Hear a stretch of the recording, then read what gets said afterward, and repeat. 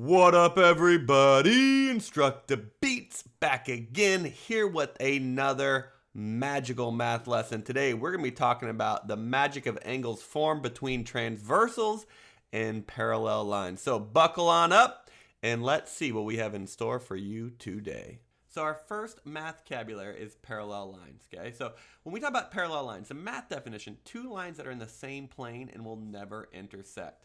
But the definition I kind of like that helps me understand a little better: two lines are in the same plane that will never get any closer or further apart from each other. So I like to think about train tracks, right? Train tracks continue to go.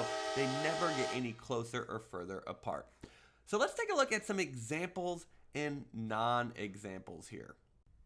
All right, so first are examples, okay? You can see I have a couple different examples here. These are all parallel lines, right? They're all two lines that are not getting any closer or any further apart. They're never going to intersect with each other, all right? And then here, I love this one right here because a lot of people think that the lines have to be the exact same length. You can see that there's a shorter line and a longer line, but they're never going to get any closer or any further apart, right? So all of these great examples of parallel lines.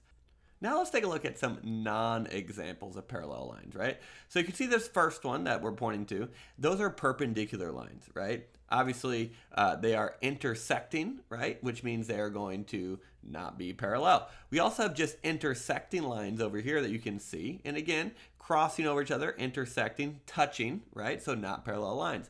Here on the bottom left-hand corner, the one we're pointing at now, that one gets a little bit confusing because people think, well, they're not touching, right? But remember, parallel lines will never touch or never get any closer or any further apart, even if they continue to go. So if we extend this top line, you're going to see that it extends directly into and will actually intersect with that bottom line. So all four of these non-examples of parallel lines. So hopefully this just kind of is a quick review, because now it's time to add one more math vocabulary word to our notes.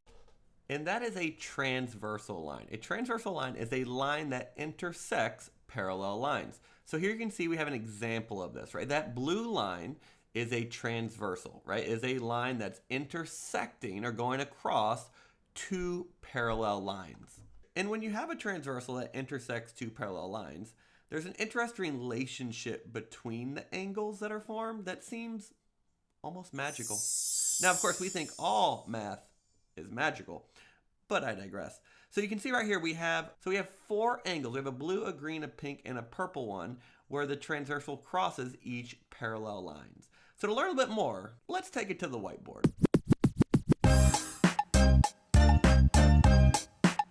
Take it to the whiteboard. Take it to the whiteboard. So here is our Instructa board, taking it to the whiteboard for the first time ever. All right, so here's my transversal, right? So I have my parallel lines or my black lines. I have my transversal, which is going to be my blue line right there. And I think a couple things to point out that are really important, right? You can see where this transversal is going to cross each parallel line, it's going to form four different angles, right? And these four angles are going to add up to 360 degrees, right? So we know a circle, right? We have our circle. If we go all the way around, it'll be 360 degrees. We learned that in a previous InstructaBeats lesson.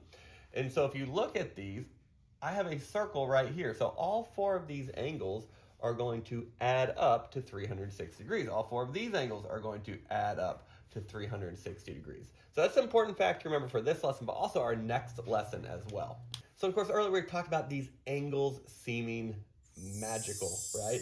And so the magical part of a transversal, kind of the staple that everybody expects you to know, is the corresponding angles, right? So corresponding angles that are going to be the same, they correspond together. They're going to be the same down where this transversal's crossing this parallel line or intersects, and where this one also intersects. So I'm going to go ahead and erase my circle and my numbers just for a second so you can see the corresponding angles. So if we number these again right here, right? 1, 2, 3, 4, and down here we label these the same, you can see that angle 1 up here is going to correspond or be the same angle as this angle 1 down here. Let me prove it to you with our plastic bag of math. So here's our transparent plastic bag, right? And so if I copy this angle right here, there we go. So here's angle 1. You can see angle 1. And I transpose it or move it up here, you can see that that angle is the exact same angle, right? It corresponds with each other. I can also do the same with angle number 2, right? So here's angle number 2. Let me trace over top of it right here, okay? So here's angle number 2. There we go. And if I put that one down there as well, you can see that angle 2 corresponds with that angle 2. These are the same angle, right? And that's one of those universal things that you're going to use a transversal and parallel lines. Those are the types of questions you're going to have to answer using those. So I could prove the other ones as well, but for the sake of my whiteboard and the editing that I would have to do, let's just go ahead and assume that angle 3, right, is the same as this angle 3. Those are going to be corresponding angles. And then angle 4, looking this way, you can see it's an obtuse angle, and it's going to be the exact same as angle 4 down here. Now that's going to be really useful for our next lesson when you're trying to find missing angles. And I think that's really the magical part, right, of these transversals. Now the last math vocabulary I want to teach you today, right, is your vertical angle, okay? So a vertical angle, you can see that I just put it up there, is going to be an opposite, sometimes they call it opposite angle, but across from each other on this transversal. And again, those are going to be the exact same angle. So if I look right here, let's call this angle A, right? And this one angle B, okay? There we go. Angle A is going to be the exact same angle as angle B. They are vertical or opposite of each other. And again, I can prove that using my plastic bag of science. So I'm going to go ahead and put this over top. Okay, I'm going to trace angle A. All right, here you can see it. All right, if I flip it over here and put it to the opposite right there, you can see this is the exact same angle. Okay, so angle A and angle B are vertical angles or opposite angles. These, so let's say this is angle C and angle D, these are also opposite or vertical angles as well, okay?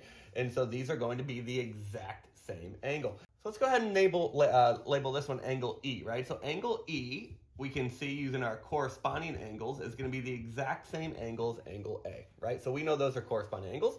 And then let's do that, let's just make this one angle F. And we can say angle E and angle F are vertical angles. That means they're going to be the exact same angle, okay? And then over here, let's do G, and let's do, I don't know, M, okay?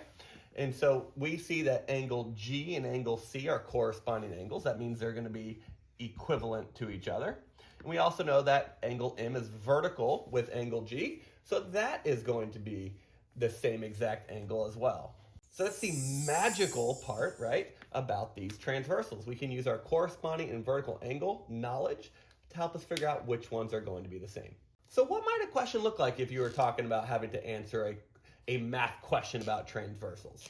All right, so here I have my transversal, right, crossing over my parallel lines or intersecting with my parallel lines.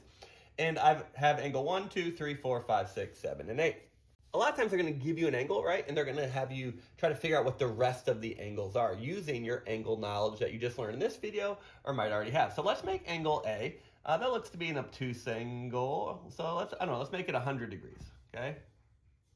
So angle A is 100 degrees. Well, if angle A is 100 degrees, okay, I know that my opposite and vertical angle, angle 4, is also going to be 100 degrees. Okay, that's just using my vertical angle knowledge. Now, how could I figure out angle 2 and angle 3?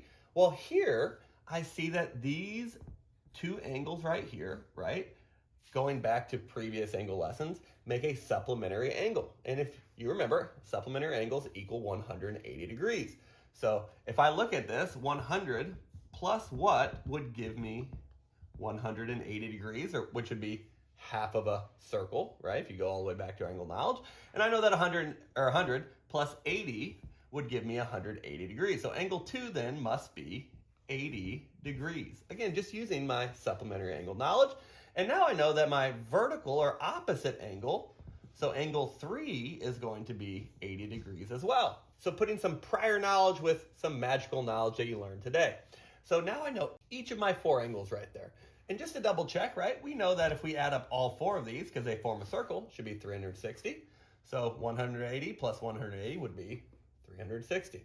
So I want you to pause and go ahead and do your you try problem. So your you try problem is going to be to try to figure out, using your corresponding angle knowledge, what is the measurement of angle 5, 6, 7, and 8. So go ahead and pause the video and then push play once you've tried it and you're ready to check your work. So let's go ahead and start with angle 5, right? So angle 5 corresponds with with our first angle, which was 100 degrees, right? If I take my plastic math bag and put it over top of here, and I form this, and I have 5, 6, 7, and 8, right? If I put it up here, I can see again, angle 5 is going to correspond with 100 degrees.